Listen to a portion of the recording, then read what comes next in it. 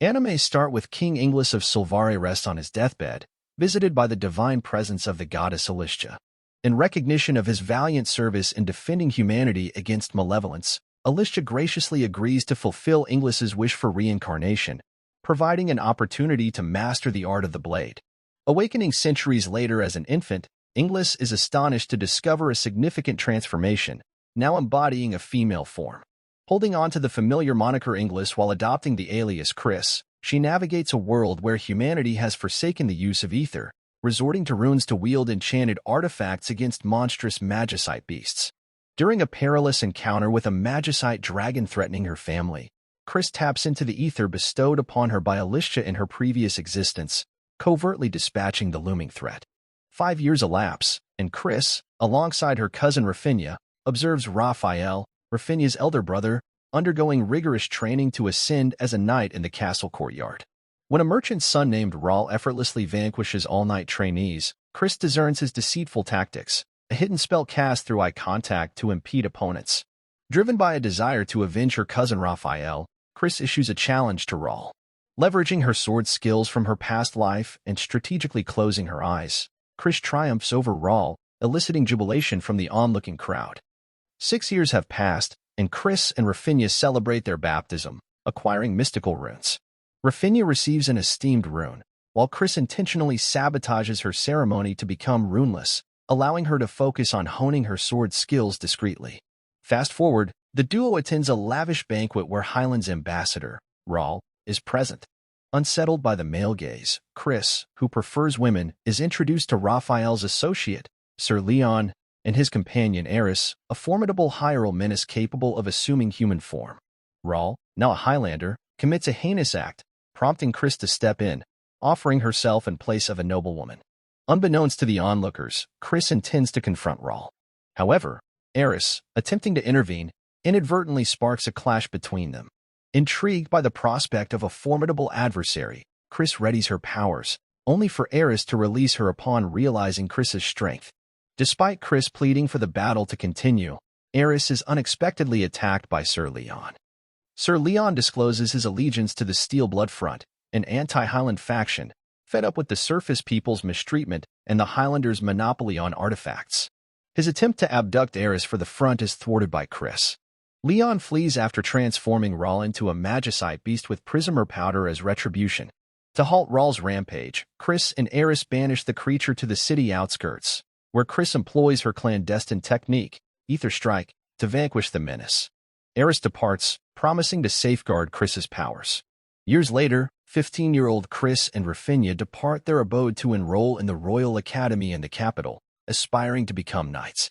While pausing in Nova City, Chris and Rafinha collaborate with Lady Cyrene, the local lord and a revered Highlander who has enhanced the populace's well-being. Despite dismissing corrupt knights, who have devolved into bandits led by Hawker, Lady Cyrene, her troops, and the duo embark on a mission to apprehend them, only to unveil the bandits' possession of a clandestine hieral menace. While Ronnie and Lady Cyrene's forces clash with the Marauders, Chris confronts the hieral menace, Sistia Rouge, a prominent member of the Steel Blood Front. Engaged in a fierce duel, Chris relishes the skirmish with Sistia but reluctantly allows her to escape when she seizes Ronnie as a hostage. After subduing the bandits, Cyrene expresses gratitude to Chris and Ronnie, unveiling a clandestine revelation beneath the city of Nova. Cyrene discloses that the Highlanders have covertly embedded a mystical sigil beneath the soil to transmute it into a levitating isle under their dominion. Opposing the scheme, Cyrene is steadfast in her commitment to thwart her kin, advocating for the equitable treatment of Nova's populace who face expulsion or enslavement by the Highlanders. This noble stance profoundly impacts Ronnie. Later that night, Cyrene metamorphoses into a magicite beast due to poisoning by her vengeful maid, seeking retribution for the Highlands' role in her son's demise. To quell Cyrene's rampage, Chris and Ronnie reluctantly form an alliance with Sistia and the enigmatic leader of the Steel Blood Front, a figure shrouded in a black mask, endowed with ether akin to Chris. Collaboratively, Chris employs freezing spells to encase Cyrene in ice, while Black Mask utilizes his abilities to diminish her size and extract the prismer from her body. Following the successful rescue of Cyrene, Chris and Ronnie bid farewell to Nova, trusting Black Mask's vow to safeguard the populace and dismantle the enchantment circle. En route to the Night Academy, Cyrene, now transformed into a diminutive, benign creature named Renee, accompanies them, with Chris pledging to eventually find a remedy to restore her to her original form. While exploring Alaman, a city ensnared by the icy grip of a colossal magicite creature, Chris and Rafi lend their aid to the city's guardians during a relentless onslaught of magicite beasts. Assisted by Leon Alpha, a fellow Night Academy student, they effortlessly vanquish the horde. Despite Leon's pivotal role, much to Chris and Ronnie's chagrin, the defenders withhold recognition, branding her untrustworthy due to her ties to Sir Leon, a defector to the Steel Blood Front. Raphael and his hieromenous partner, Ripple, tasked with relocating the frozen magicite corpse, enlighten Chris and Rafi about the Alpha family's unjust discrimination. Sir Leon's betrayal tarnishes their reputation, prompting Leon to seek redemption at the Night Academy, aiming not only to restore her family's honor but also to apprehend her wayward brother. Upon reaching the royal capital, they partake in the Night Academy's opening ceremony. Principal Miriella challenges the students with a test, evading her formidable golems. Chris emerges triumphant, securing a reward of complimentary sustenance for a month. Later, in the dormitories, Liselot Arcia protests having Leon as her roommate, but Chris and Ronnie stand by Leon, choosing her as their roommate instead. As night descends, amidst the dormitory quietude, Liselot's prejudice gives way to gratitude as Leon expresses her appreciation to Chris and Ronnie for embracing her as a friend, refraining from judgment based on her brother's transgressions. Chris, Ronnie, and Leon, joined by their newfound companions, international students Lottie and Pullum, attend a lesson by their instructor on mastering the intricacies of piloting sky gliders, where Chris demonstrates exceptional aptitude. As the group progresses in their studies, Miriella selects Chris, Ronnie, Leon, Liselot, and Pullum, the foremost scholars in their class, to undertake a specialized challenge, escaping the labyrinth of trials dimension within a constrained time frame. Assessing both their physical and cognitive prowess. Within the labyrinth, Chris confronts specters of her past experiences, effortlessly vanquishing them. Subsequently, encountering Liselot, who concedes her prior severity toward Leon, she aids Chris in their escape using her enchanted relic. Together, they assist Leon in confronting her own apparitions, and Liselot extends a sincere apology to Leon for her past judgments. Ultimately, Chris, Ronnie, Leon, and Liselot triumph in the trial. To commemorate their success and Liselot's newfound acceptance of Leon as her roommate, the quartet celebrates with an intimate soiree. Chris, Ronnie, Leon, Liselot, and Miriella have been graciously invited to partake in a celebration welcoming the esteemed new Highland ambassador, Sir Theodore, the esteemed sibling of Lady Cyrene.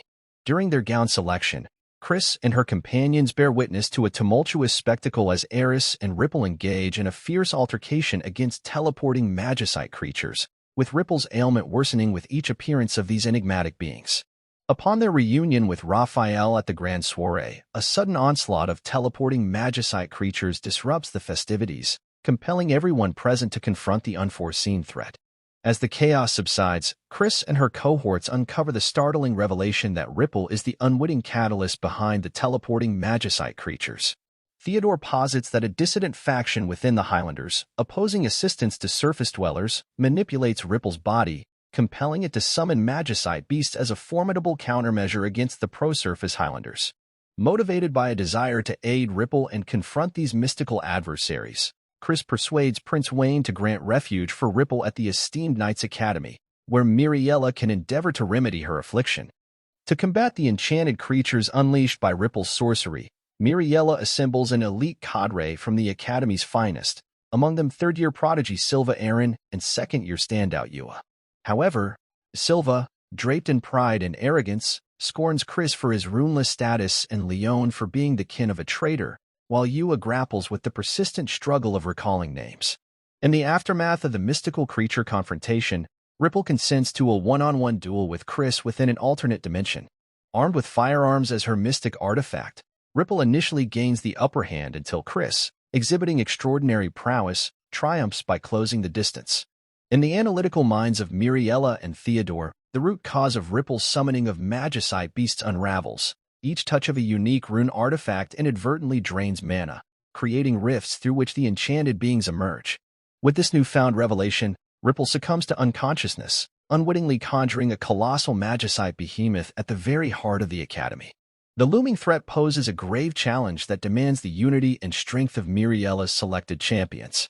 In a stunning display of skill, Chris propels the colossal magicite creature skyward, only for it to meet its demise at the hands of a passing Yua. With newfound clarity on Ripple's affliction, Chris and her companions pledge a vigilant safeguard over her. Fast forward a fortnight, and Chris finds herself grappling with boredom, yearning for a worthy adversary among the absent magicite beasts and a thwarted attempt at a duel with Yua. Enter Ronnie, equipped with a novel artifact courtesy of Theodore, granting her the power to mend wounds. Amidst a perilous encounter where Silva valiantly shields Lottie and Pullum from a rampaging magicite beast, sustaining grievous injuries, Ronnie combines forces with Chris's mana to miraculously heal Silva.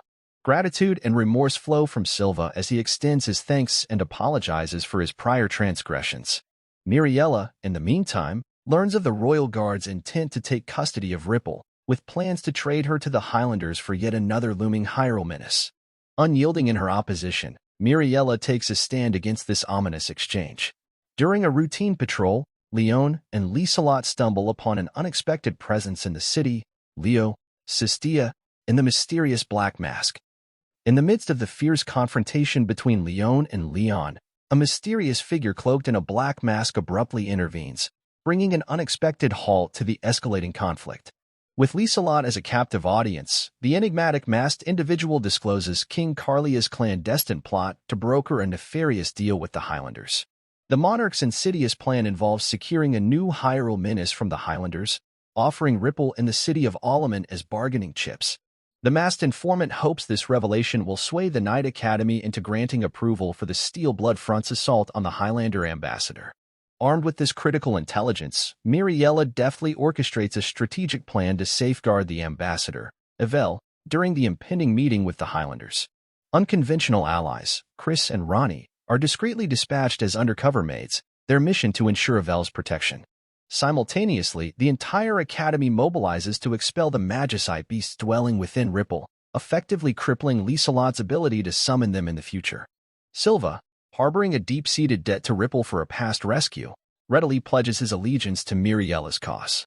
As the grand reception to welcome the Highland ambassador, Evel the Archlord, unfolds, tensions escalate when the audacious young boy openly insults King Carlias and his retinue. Displaying remarkable restraint for the sake of his kingdom, Carlias endures the provocation. However, the situation takes a perilous turn when a steel-blood assassin's attempt on Evel's life falls short. Seizing the opportunity, Evel issues a dire ultimatum to King Carlias: surrender his arm as compensation, or witness his kingdom's swift destruction.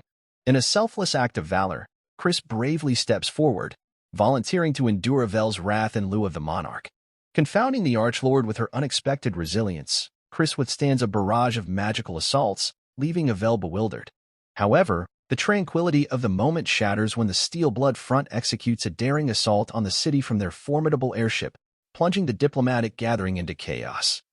Evil's revelation sends shockwaves through the kingdom, as it becomes apparent that the entire meeting was a meticulously orchestrated setup to ensnare the Steel Blood Front. The betrayal unfolds, leaving Carlias seething with anger over the needless suffering endured by his people. In a surprising turn of events, Carlias sanctions Chris to apprehend Evel, who is now exposed as the mastermind behind the grand deception. However, as justice seems within reach, chaos erupts when, in a bizarre twist, Chris accidentally propels Evel into the air with an unintended kick. Undeterred, Chris and Ronnie seize the opportunity to soar towards the looming Steel Blood airship. Their mission intensifies as they engage in a fierce battle against the notorious Black Mask, the enigmatic antagonist who has long been a thorn in the side of the kingdom. Meanwhile, Miriella and the valiant students of the Knight Academy find themselves locked in a relentless struggle against the relentless onslaught of magicite beasts summoned by Ripple. Exhaustion threatens to overcome them until Leon, a mysterious figure, materializes to their aid. Utilizing his restorative powers, Leon heals their battle-worn bodies and joins forces with them, instilling a renewed vigor to face the impending threat. Back on the airship, the climactic showdown approaches as Evel reappears, driven by a vengeful determination to vanquish Black Mask once and for all. The tension escalates as Black Mask, unfazed, transforms Sistia into her formidable weapon form, setting the stage for an epic confrontation. Chris, reveling in the prospect of a three-way battle, is abruptly confronted by an unforeseen twist, the emergence of a colossal kaiju magicite be summoned by the cunning Ripple. As the intricate web of alliances and betrayals unravels, the fate of the kingdom hangs in the balance. The formidable enchanted stone creature, Prismatic Sovereign, materialized at the Night Academy. It relentlessly targets Leon, yet its injuries swiftly mend. Simultaneously, Yua, the Prismatic Sovereign, assimilates into Silva's form. Amidst this, Silva proposes to Ripple Tenkei Takeheim, urging her to transform it into a weapon for joint combat. Despite Ripple's initial refusal, Silva's zeal compels the initiation of the weaponization process. In this pivotal moment, Inglis, eagerly anticipating the impending clash, joyously reunites with his comrades. And that's the end of the story. Until next time, stay tuned. Thank you for tuning in. If you enjoyed the content, don't forget to like, share, and subscribe. Until next time.